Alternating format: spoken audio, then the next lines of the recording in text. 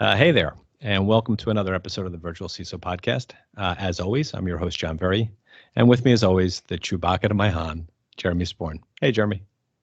I won't tell you how the other people listening how many times it took Jeremy to get that take right, and it wasn't even worth it. But okay, let's go. So, what do you think about the conversation I had with Danielle?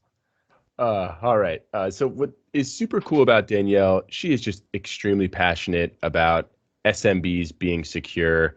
She certainly chose a great company to foster that passion. And she's just very genuine. Her desire is to help SMBs be more secure and stay safe from cyber criminals. That just showed through. Yeah, I agree. She was a fun interview, and she is working for the right company in that small organizations that don't have all the resources that they need to be secure. The AT&T solution is just a wonderful solution in terms of bang for the buck, value proposition, ease of setting up, and her excitement and knowledge of that really did show through. Absolutely. So if you have ever considered running a SIEM solution or are struggling with your own SIEM, expect to walk away with really actionable guidance to determine, one, if you should be running a SIEM at all, and two, if you should be, you will learn how to get the most out of your solution and really avoid some common pitfalls that SIEM projects can fall into. Yeah. I think she gave an inordinate amount of great information. So with that, let's get to the show. Thanks.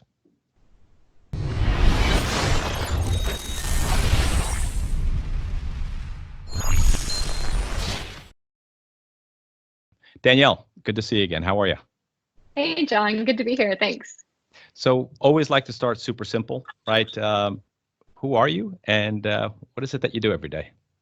Yeah, thanks for asking. I'm Danielle Russell. I am a director of product marketing management for AT&T Cybersecurity.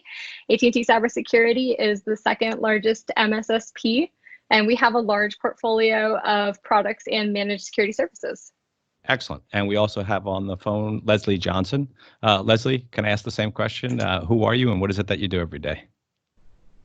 Hi, thanks for introducing me. This is Leslie Johnson, lead PR manager for AT&T Cybersecurity, helping Danielle to share the awareness and bring visibility to our platforms. In short, you're here to make sure that we behave, aren't you? Yes. And anybody who knows me would know it's a good idea to have you on the phone. So I always like to start, Danielle, getting to know a person a little bit. And I always find there's an interesting question I can ask to get to know somebody. So before we get down to business, what is your drink of choice? You can answer that any way you want. Oh, this might actually be the longest answer I give you in our time today. So I'm from Wisconsin. So by birthright, I think I have to first list beer and brandy old fashions. But I live in Austin, Texas now, and we have a lot of great mezclerias. And we also have a little bit of a tiki scene. And I always enjoy any kind of weird tiki drink, whether it's Three Dots and a Dash, Birds of Paradise, Mai Tais. So anything with an umbrella out of a skull cup, I'm happy to be drinking that. Do you like them when they have the dragons or the monkeys hanging on the side as well? The wilder, the better, right? I want like full fake grass on the walls. I want like cheesy old surf movies playing in the background. And something that's a color that just doesn't exist in true nature, correct? Like that Curacao blue. Real quickly, you said a mezcaleria. Is that a place where they that serves mezcal as the primary drink? You got it. Yes. Oh, that's pretty cool. It's funny how that's suddenly become hot and hip. I was in a restaurant in Grand Cayman over the Christmas holidays, and they had a mezcal menu, and they had imported, it might be the wrong word, they had a gentleman moved from Mexico to Grand Cayman just so he could be the mezcal, sort of the sommelier. And he comes to your table, and you sample mezcals with him, and he explains to you all the differences. And it's amazing how many different versions of a mezcal they are. So fun stuff. Yeah, they'll all do the trick. All right, so let's get down to business, right? One of the things that we find working every day with SMB through SME space clients is increasingly there's this recognition that log monitoring or security information event management is a key thing for them. So one of the questions I would have for you is, Where is the line, if you will, when an SMB gets to a point where it needs a SIM? And that might be in terms of size, that might be in terms of risk drivers or compliance drivers. Like, how does somebody listening to this podcast who's in that space know I should go out and get, an AT&T Cybersecurity SIM solution? Yeah, that's a great question. And it's a tough one to answer because really there's no line, right? There's no magic milestone that when an organization hits a certain size or hits a certain age or is in a certain industry that they should consider getting some type of log management or SIM solution. I would say that what we know is that for the SMB space, that there's no such thing anymore as security through obscurity. Right. And overall, cyber criminals are really operating at scale, and they're operating opportunistically and targeting businesses of all sizes. Right. I think we know that about 43% of attacks targeted small businesses in 2018. That's according to SCORE. And so, unfortunately, it is true that every organization today is a potential target. And what that means for a small business is that it's important to take a close look at your cybersecurity posture and your cyber risk posture. Now, the question as to when does an organization get to the point where they need a SIM, I would maybe back up and ask the organization, where are you at in your cybersecurity maturity, right? And where are you at in addressing kind of your overall cyber risk posture? Ultimately, the question of do we need to have log management for the purpose of security, right? There's many reasons to do log management, but for the purpose of cybersecurity, doing logging or using a purpose-built SIM, really that is a means to an end of being able to do threat detection and incident response, right? That's what a SIM is really built to do. And so as we look at kind of the progression or the maturity of an organization through something like a NIST cybersecurity framework, at the point that an organization says we recognize that we not only need to try to prevent and protect against potential cyber risk, but we also now want to make sure that we have visibility of what's happening within our perimeter, within our environment, and be able to detect things and then respond to them in a quick manner. That's really becomes, I think, a strong motivator for a SIM or log management tool. So, and one thing which I consistently hear with clients, and I just want to point out, because you said small organizations are a target. And it's amazing how often when I'm speaking with a small organization, they'll say, no, you don't understand. We're small. We're not a target. So I do think there's an interesting differentiation there, right? Sometimes you are a target, but there's a large percentage of the breaches and threats that are out there that are what I would call opportunistic in nature, right? So this idea that you're running WordPress, there's a new WordPress plugin vulnerability, and somebody starts a scanner that scans the entire internet, right? And happens upon your particular infrastructure, right? So there's the target attack, but there's also that opportunistic attack, which is, I think for many SMBs, perhaps even more dangerous, right? Yeah, absolutely. I mean, in reality, we see both, right? But let's kind of separate those out. So the opportunistic attack, you're totally right. Organizations, it's almost like if you're being chased by a pack of lions, you want to make sure you're not the slowest runner in the pack, right? I use bears or sharks, but okay, lions, I'm with you as well. You just got to run faster than the next one, right? I was thinking zombies, but okay, let's stick with lions. Yeah, but I mean, overall, the question is, who's the low-hanging fruit, right? Because cyber criminals today are able to operate at scale and to use a lot of automation, the same type of automation and even machine learning and other types of capabilities in order to really scale out their operations and scale out their attacks. So absolutely, organizations, small to large, it's kind of equal opportunity attacks. Today. We do, I think it's interesting though that we still do see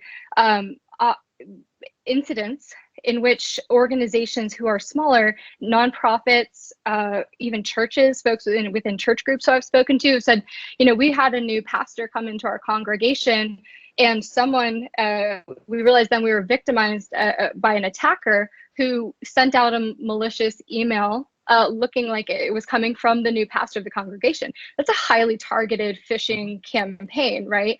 And so anytime even if you're a small organization, putting any type of public information out, that can be enough for an attacker who understands the economics of being able to prey on a congregation or if it's a nonprofit, to be able to prey on donors and to attack an organization, even if it is small. Yeah, what I've We always see said both. is that, yeah, I agree completely. And what I always say to people is that generally speaking, change equals risk at some level. Right. When we reach a point where we've architected a really strong information security posture, what we've done is we've balanced the risks that we know about with the controls that we've implemented. Anything that changes that, external to your organization, internal to your organization, right, can present a risk. So that's a good point. One other question for you that you said in your initial answer was you talked about a SIEM as a security solution. And I think that's the most important thing that a SIEM does do. But that being said, SIEMs are sometimes a tool for compliance, or are in of themselves, easy for me to say, are an answer to a compliance issue, right? So with the new CMMC guidance, right, there's a requirement that they have some type of a log monitoring solution where something like AT&T Cybersecurity would be an excellent choice. So talk a little bit about the compliance side of a SIEM as well. When you look at any kind of compliance regime that has some sort of cyber risk aspect, whether it's PCI DSS, HIPAA, or others, there's usually some prescriptive log monitoring, log management type of function built into that. So absolutely what we see is a lot of organizations that are just getting started with the SIEM or are evaluating SIEM tools.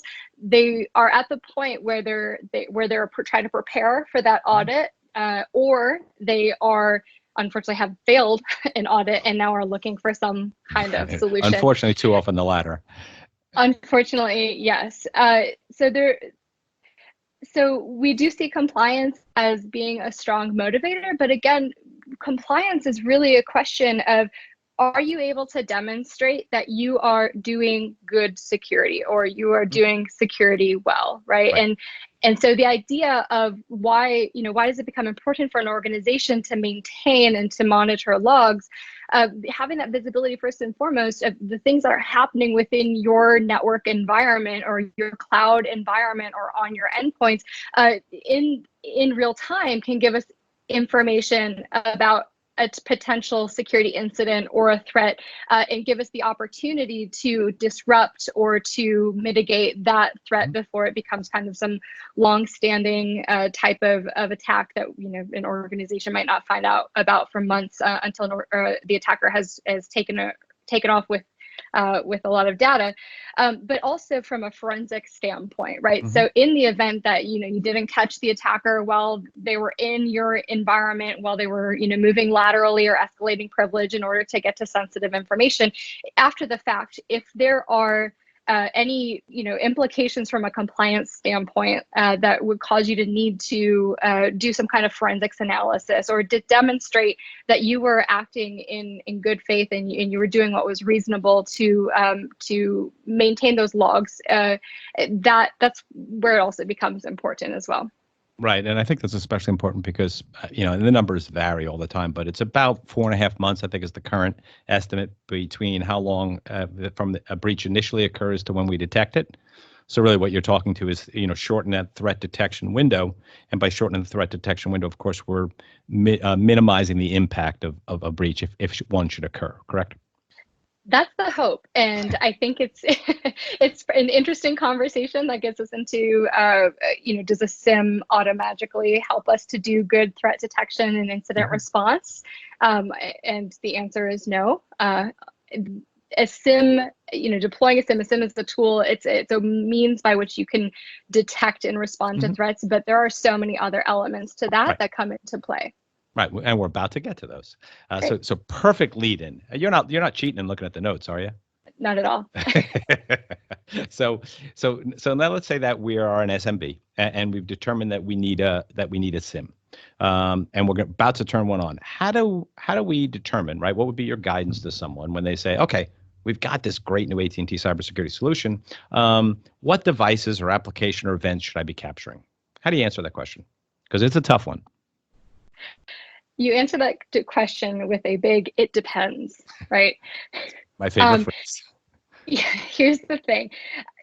This is why it's good to start with the question of risk, right? And the question that I think a small to medium-sized business could start by asking is, where is our sensitive information? Where is that information or that data or those systems or processes that we simply can't afford to lose, or we simply can't afford to be breached or to be exposed? And those environments, those assets, those places that are transmitting and storing that information, those become the things that you should be monitoring first and foremost. So absolutely, it's a matter of risk and criticality. And from there, it's a question of just how much makes sense for your organization, right? There's somewhat, I would say, maybe a balance. Some SIEM providers and security analysts might have the impression that more data is better. And so we should collect all of the information that we can, good or bad, dump it into a SIEM, and then start searching through it and looking for trends, looking for correlations, looking for anomalies. For most organizations, that is kind of just creating that environment where you're looking for needles in a big haystack, right? So it really depends on the organization. It's up to the organization, but I will say that it's not always the case that more data is always better and that you should just collect everything. I could not agree with you more. So, I've been involved in a lot of SIM projects over a lot of years. I go back in SIM all the way back to like 2004. And if you look holistically across all of those projects, many of them failed. And the reason that they failed was exactly what you just said. And we got a SIM, let's dump all the data that we can into there. And it becomes an endless log consolidation process. We never really get to what the objective was. What risk are we trying to mitigate? What compliance are we trying to prove? What is it that we're looking to actually accomplish, right? What's the objective of implementing the SIM? So I absolutely love your more data is better isn't line is fantastic. Thank you. So we've got the SIM. We've got someone intelligent like you who's helping us figure out what we should put into the SIM. And we're starting with less is more, which I love. How do I know, when do we get to a point where I not only need a SIM, but I need a SOC? And maybe you should actually even define what a SOC is, right, for people that might not know exactly what I mean by that. Sure. Yeah. Well, SOC stands for Security Operations Center, right? And the way that I think about a SOC versus a SIM, again, a SIM is a tool. It's a security technology that you might include as part of an overall cybersecurity program. A SOC, I would say, is where you start to see kind of the people, process, and technology of cyber risk management and cybersecurity coming together. And so the question is to, whether do you need a SIM or do you need a SOC? And then probably there is a secondary question there. Do you need a managed SIM or a managed SOC or a managed security service provider? I think, especially for small organizations, starts with the question of resources and starts with the question of who is the person on my team or the people in my organization or in a provider's organization who are going to be using the SIM, who are going to be, doing the security plumbing, the security work to get the information that I need into my SIM, to bring in threat intelligence that's timely and diverse and helps to resiliently detect threats into that environment. And then who's actually looking through those security alerts, triaging them, escalating them, and kind of walking through that security investigation and response process all the way through remediation. And so I think even before an organization says, aha, we have a compliance requirement, we need to go get a log manager, we need to go get a SIM, it's worth having that question of who is going to manage it and what are we, to your earlier point, what is the objective, and then who's going to participate in getting there. Gotcha. So when you're using the term managed SIM, right, just to make sure we're all on the same page for the people that are listening. So the managed SIM from your perspective is, I might manage the SIM internally because I've got enough security team. And when you say manage, that they have the responsibility for carrying and feeding for the SIM, or I might use an external third party to care and feed for the SIM, right? Is that what you mean by managed SIM? The latter, yeah. Cool. Absolutely. Right. So. And then the same thing on the SOC side, right? Because they might have someone sitting looking at screens and responding to those events internally, where they might have a third party that might be, operating 24/7 on their behalf, right? And either taking some level of action and or escalating to them, right? Exactly. Just want to make sure that, because the terms in our space, as you know, are so widely different used. Just want to make sure we're on the same page. I can't tell you how many conversations that we have had around managed SIM versus SIM as a service versus managed SOC versus MSSP. Right. It gets a little, a little weedy there. Yeah, but look, at the end of the day, right? It's you like you said. I love the way you call it. You call it a tool. You got to implement the tool.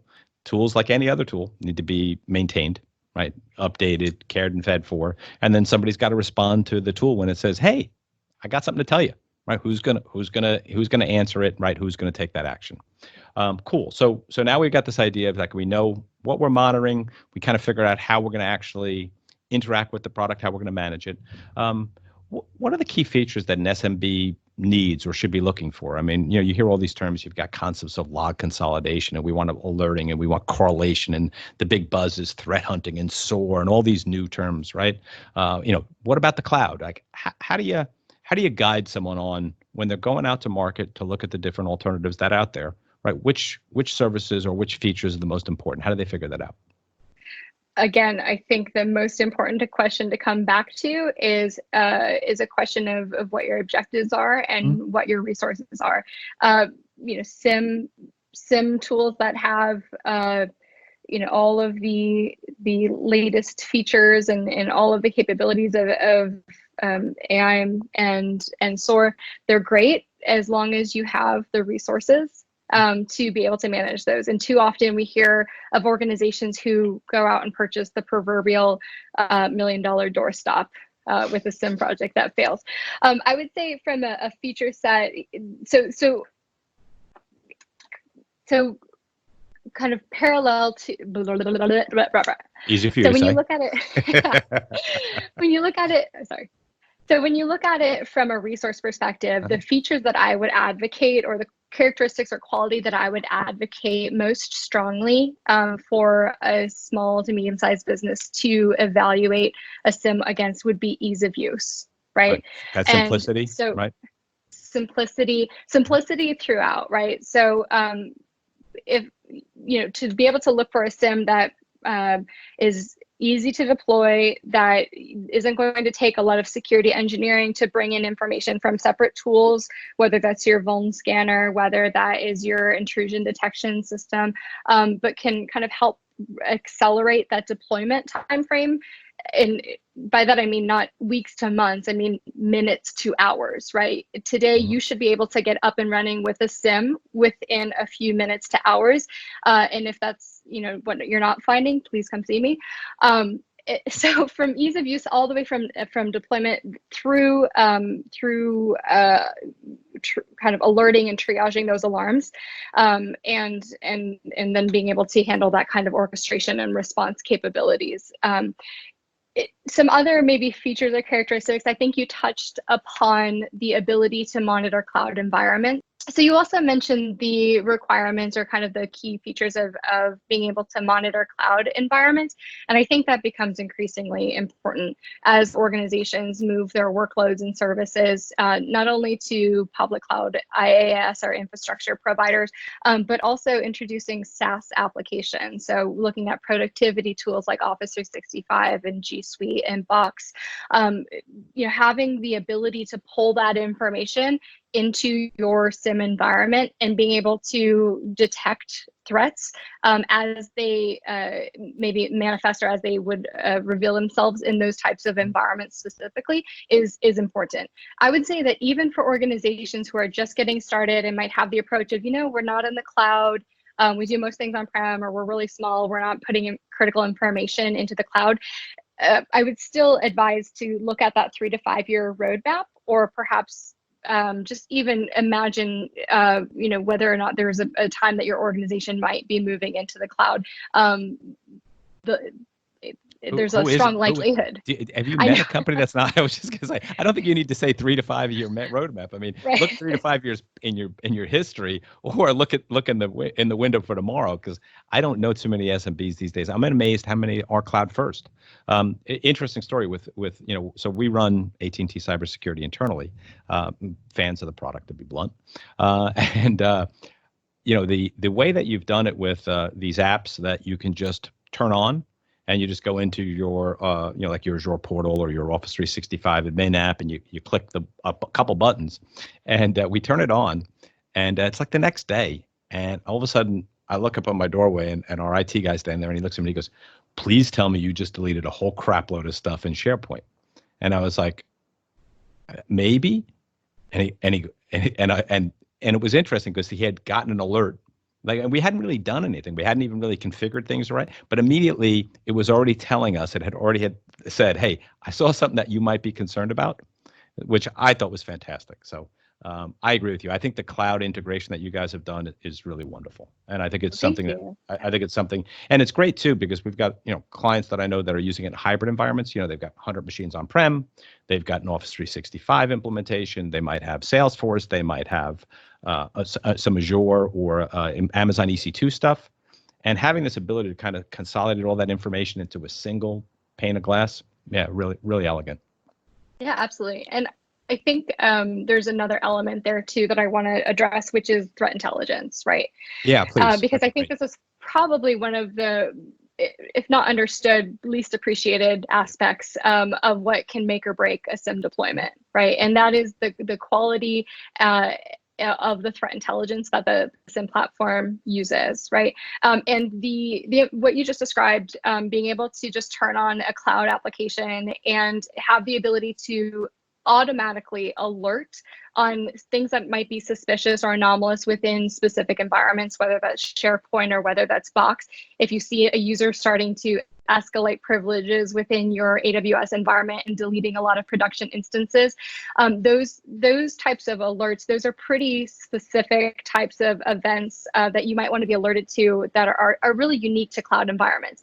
And I would argue that it's the quality of the threat intelligence and the security researchers who are building that threat intelligence that can provide that information. So you use the term threat intelligence, and I like what you said about threat intelligence being one of the least appreciated and/or most least understood elements of SIEM solutions. So for that reason, can you define like what you mean by threat intelligence, like and how that might be beneficial to an SMB? Yeah, absolutely. And I think what's probably most important to understand is the difference between threat data and threat intelligence. And the way that I might describe this is that a piece of threat data might be something like a thumbprint or an indicator, right? So it might be a piece of information, whether that is a hash or a domain address or IP address, right? That gives us some indication that that we can correlate against the activities in our environment to identify whether one of our systems is communicating with a malicious system. So that might be threat data. There are a lot of ways and a lot of resources to get threat data or threat information into a SIEM. Again, if it's not highly actionable, fully baked intelligence, which I'll describe in a second, that really leaves your own security resources, if you have them, to make those connections between what the threat data is alerting on in my environment and what's happening in my environment. So a threat data can give us an indication of, hey, here's a system, it communicated with a bad IP address, right? And that can be done through a SIEM. Threat intelligence, I would argue, it gives you much more context about what is happening in your environment, right? So it might not just be a piece like an IP address, or it might not just be a hash or some kind of indicator of compromise, but it might be more kind of higher level or more sophisticated types of TTPs or tools, tactics, and procedures that cyber criminals use. The way that we implement threat intelligence in AT&T Cybersecurity and our threat detection and response tools is our AT&T Alien Labs team is actually taking threat data, and that comes from many sources, one of which is the AT&T Alien Labs Open Threat Exchange, which I'll come back to in a second. But we're taking that threat data, and that team is actually is transforming that into threat intelligence. That includes correlation rules and directives that our platform uses to automatically detect threats, so that you're not just getting a lot of noise and a lot of alerts that might result in false positives, or kind of volatile types of indicators, but rather you're getting more kind of high level information to work. I want to just kind of summarize that a little bit because I loved what you said. So it sounds like what you said, and correct me if I'm wrong. It sounds as if you said you're sitting out there at AT&T and you got all of this data that's coming from all of your customers, and you've got these super smart brainiacs that are sitting in the back room. They're looking at this data. They're using that data and the bad things that are happening in all those other places to protect me automatically. Absolutely. And Now, let me share with you. That's cool as hell. That is intelligence. I want to share one more analogy around this because I think this helps to simplify it as well. And this I stole directly from our CTO. You might think of threat data as someone telling you someone is going to kill you. Someone is out to kill you, right? That might be threat data. It might be a piece of information that you get that's not highly actionable, but might make you a little paranoid, might make you start looking around or looking over your shoulder for more information or clues. Threat intelligence would be something more like, someone is trying to kill you. They will be coming for you at 4 o'clock on a Friday afternoon. They will be parking a white van outside of your environment or outside of your house. And they'll be carrying a pistol and they'll be dressed in all black. That is threat intelligence. And you can imagine there's a pretty big difference in quality and a difference in how actionable that information is, right? And I think that is the crux of having any kind of SIEM deployment. If you are evaluating, demoing, looking at a SIEM, if you can't get to that answer, like show me how I would use all of the context that I'm getting in this environment. I love that word. Yep. All of that threat context. Show me how I would use that to immediately understand what is going on in this environment. How am I at risk? What has been affected? And how that's really the crux of being able to do good threat detection. That was a great answer. So I'm a fan of the product, right? I said that from the beginning. So I'm going to throw you what do they call this? A lob pitch, right? Why is AT&T Cybersecurity such a good choice for SMBs, right? How much time do you have? And so you got to. I'm going to limit you. I have a buzzer on my desk, and it goes off after 3 minutes. No, I'm only kidding, of course. Fair enough. Okay, so let me try to be concise here, but I'm also a fan of the product. So AT&T Cybersecurity, our threat detection and response solutions come in a few different flavors, right? So we offer an unmanaged platform or a SIEM and type of solution that you can use and have your own team manage in your environment that's delivered as a SaaS. Or you can have a managed threat detection and response service where AT&T Cybersecurity is actually managing that the operations of your detection and response program 24/7, right? So we have eyes on glass 24/7, and we also have a great environment of partners, of MSSP partners who also use the platform to provide that service as well. In addition, the platform itself, our USM platform, is incredibly easy to use. So what's unique about AT&T Cybersecurity Threat Detection and Response solution is that we bring together not just SIEM capabilities, but also asset discovery, vulnerability assessment, intrusion detection, behavioral monitoring, cloud monitoring, even dark web monitoring, all in one unified platform. And that helps organizations, especially organizations that are resource limited in their security departments, and let's be honest, most are, to be able to get started a lot faster without having to do a lot of that kind of security plumbing or security integration, right? So it's incredibly easy to get up and running because it's cloud hosted, SaaS delivered, and it's an all-in-one type of solution. Most of our customers can actually get up and running within a few hours and start seeing security alerts within the first few hours of using the platform. That's also due to the fact that the platform itself receives continuous threat intelligence updates from AT&T Alien Labs. And again, those threat intelligence updates They're highly actionable, they're timely, and they allow for resilient and automated threat detection and response. So instead of having to have a team of security analysts who are sitting there, again, digging for that needle in the haystack, or searching through a lot of false positives and a lot of different types of alerts looking for something that actually constitutes a security incident, with our threat intelligence, there's no need to sit there and write correlation rules and queries. It just, the alerts that your team sees are indicative of actual threats or actual areas of risk in your environment. The third aspect, and you mentioned it earlier, is our Alien Apps framework.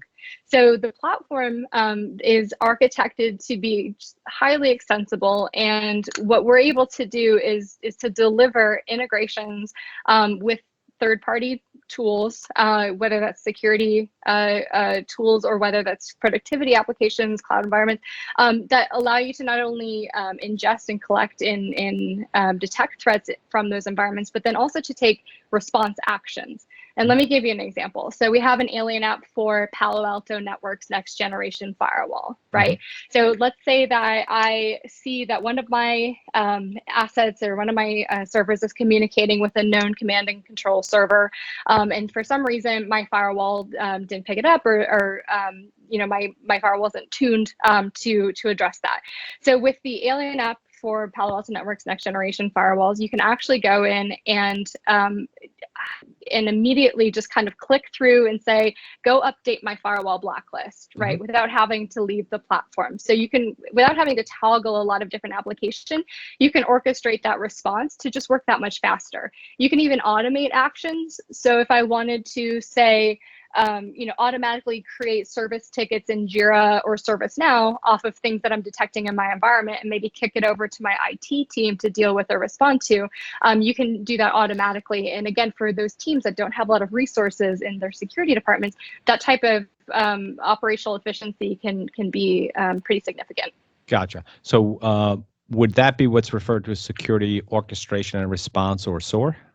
Yes, absolutely. At one point, you were predominantly using or installing these systems internally. Now you're definitely gone to a cloud first or cloud only model. I'm not sure which one, but it's certainly a cloud centric model. What are the benefits of cloud? Like why are you moving AT&T Cybersecurity to the cloud so aggressively? Yeah, absolutely. So I think this is not unique to AT&T Cybersecurity, but obviously we're leading the way in this area. We do see a lot of security technology vendors moving to cloud native or cloud first type of security applications. And just as you would expect with other types of software applications or tools that you would use in a cloud environment, you really gain a lot of the benefits that a cloud infrastructure can provide, right? So for customers, this means that there's no more appliance piece of hardware that you have to deploy in your own data center or in your own server room, right? We know that security leaders are trying to actually consolidate the number of boxes and reduce the number of boxes that they have that they're managing on premises. And when you can remove that hardware, obviously you remove all of the management availability and updates that are required to just administer that type of environment. So all of that goes away and is then handled by the vendor like AT&T Cybersecurity.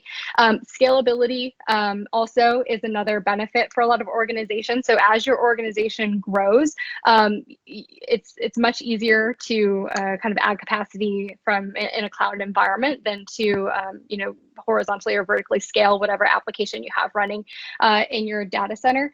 And specifically with log management, and especially for compliance too, I'll say that cloud hosted or cloud delivered security or SIEMs have an added benefit that all of that log management and all of that kind of log storage also is alleviated, right? So with AT&T Cybersecurity, because we're storing customer logs in our secure and compliance certified environment, it alleviates the customer having to maintain those logs and those records kind of on site or rotate logs or if you will, and store them to meet whatever compliance requirements environment, right? Some compliance requirements or regimes like PCI DSS have up to like a year that you have to keep those logs in a very tamper-proof environment, and you have to demonstrate the integrity of those logs.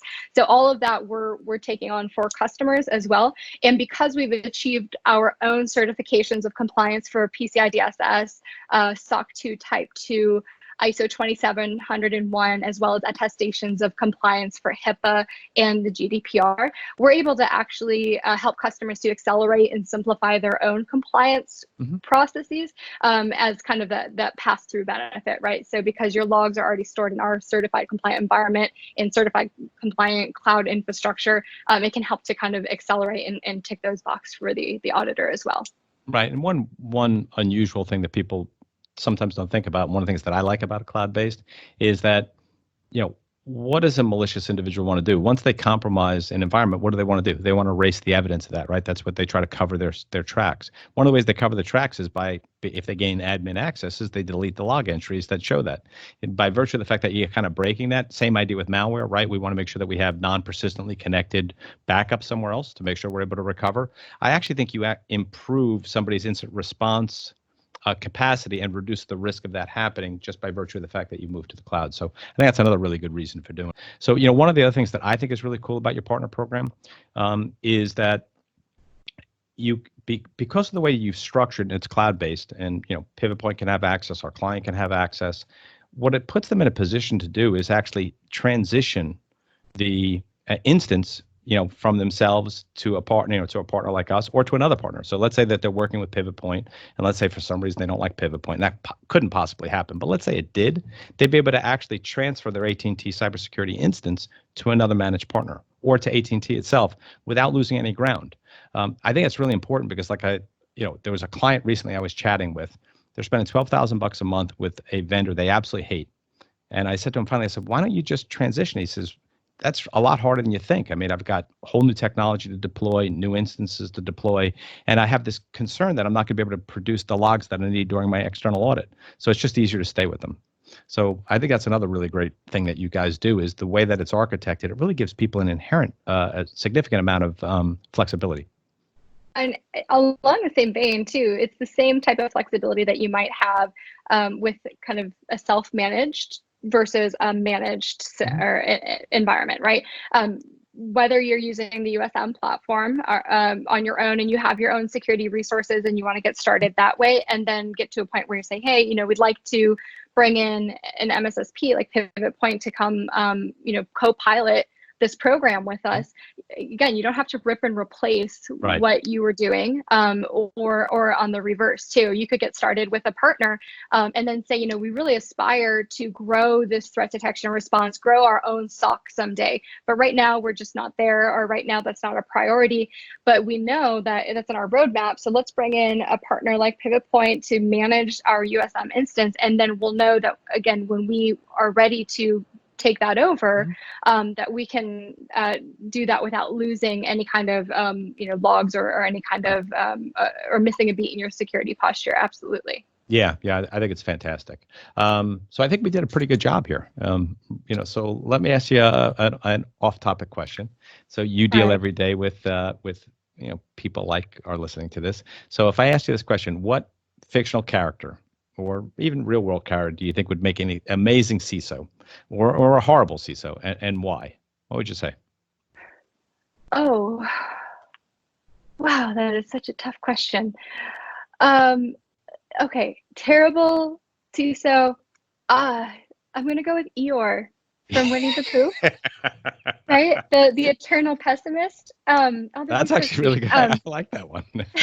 So let me explain why. So you might think that it's a good quality as a CISO or as a security practitioner to be a pessimist, or you might say a realist. I would argue though that first, for the mental and emotional health of security practitioners, this is a tough space to work in, right? And we know that burnout is pretty rampant. So being kind of optimistic and thinking about, what new business possibilities can we open up with a good cyber risk posture? How can we earn more brand trust? How can we help the business to achieve our outcomes faster? That takes a lot of optimism, and it takes a lot of being able to kind of, not always think about the FUD or think about, the potential disasters, and bringing that kind of energy or that type of argument into the business. The CISO that comes in as the EOR and says, oh, well, we need more money over here to do this, or we're at risk over here. That can be a tough sell to the rest of the organization. But positioning that as an opportunity for the business, again, to protect the great work that the business is doing, ensure business continuity, create new opportunities for the business. I think that's important. So then again, I'm a marketer, so I'm always trying to spin things positively. I love that. So I only have one question. I have a follow-up question now. I have to ask: does that make Christopher Robin a great CISO? Or Tigger? Maybe let me go to. Wait, let me reverse. Tigger. Does it make Tigger a great CISO, or is Tigger going to be a bad CISO too? I mean, are there any good CISOs in the whole Winnie the Pooh? In the whole Winnie the Pooh universe, is anyone going to be a good CISO? No. No, no, absolutely not. Yeah, Maybe no, because no. they're fictional Tigger. animals. Wait a second. We've all met Tigger CISOs, right? They're just all over the ADHD. It's the classic, silver bullet, crazy, all over the place guy, right? ADHD. Oh yeah, and the next silver bullet vendor loves the Tiggers because I'm going to sell you the thing that's going to solve all your problems tomorrow, right? And forget your roadmap, right? Forget your cyber risk posture goals. Let's just get the new cool shiny object. Yeah, that would be the Tigger CISO for sure. Okay, so I want to give you credit. You're the first person in all the podcasts that I've done. Give me 2 bad CISOs, so thank you for that. All right. So last question.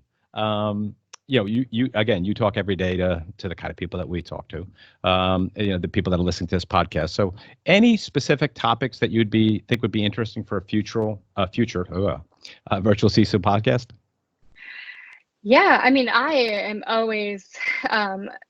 I always want to hear from CISOs and practitioners, right? So thank you for having me on, but I'd much rather have you talking to folks who are in the trenches every day. As far as topics go, there's no shortage of interesting topics in cybersecurity and in cyber risk.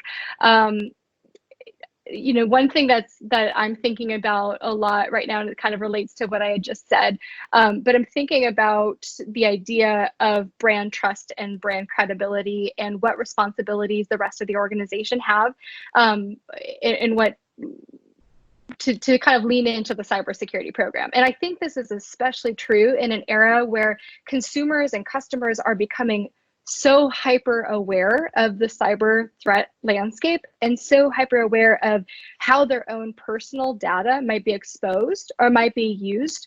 And so as we see more types of consumer privacy regulations and guidance come out following the GDPR and California's CCPA, I think it's super interesting to think about how cybersecurity and cyber risk and data privacy not only affect the CISO office, but affect the other areas of the business, whether it's the COO, the CMO, or kind of broadly thinking about the organization's brand trust. So that's really cool. So more security as a strategic differentiator. Absolutely. Yeah. And it is interesting because, and I know this is going to warm your heart, but increasingly, like this morning, I was on a call with a client, a potential client, and it was the chief marketing officer, and it was a privacy issue. And that's exactly what she was talking about. She, and it's so funny that you mentioned that because she was like, I'm like, why is the chief marketing officer? She goes, because I think this is something that I need to be able to communicate to my clients to better differentiate us from the people that aren't doing that. And then on the CMMC side, right, the cyber maturity model certification, right, which was going on in the DoD space, increasingly the people we're talking to, they're vice presidents of sales. And the reason they are is because without getting to a certain CMMC certification level, they're not able to bid on RFIs or RFPs. So I actually think your thought process is really good. So I like that. We'll try to figure out a way to do that. I'm not sure who would be the subject matter expert to have to talk to, but I like your idea. So thanks. So before I say farewell, how can people get in touch with the good folks over at AT&T if they want to learn a little bit more about the stuff we talked about today? Yeah, absolutely. First, I would point you to our website. That's www.cybersecurity.att.com. We have a lot of great resources there, a lot of white papers and webcasts to reference, and you'll find information as to how to test out our demo, to try to do a free trial of our product, find a partner, whatever you might need. So that's probably the best way. I'd give out my Twitter handle, but to be honest, I am awful at Twitter. I missed that generationally. So. They're going to take your marketing license away. I mean, come on. I mean, social media. You're not. Come on. All right. So all right. So you probably have an email address. I mean, do you have a fax machine, Yeah. Danielle? Danielle, should they fax you, Danielle? Or please just come knock on my door. Do you have a postal address, or maybe, does the Pony Express deliver to your house there in San Antonio? All right, fair enough. All right, I'll give out my email address. So you can use that. So you can find me at drussell@att.com. Otherwise on Twitter, I actually think my handle is @hi_Danielle. So Excellent. There you go. Danielle, thank you so much for coming on the podcast. Thank This you. was awesome.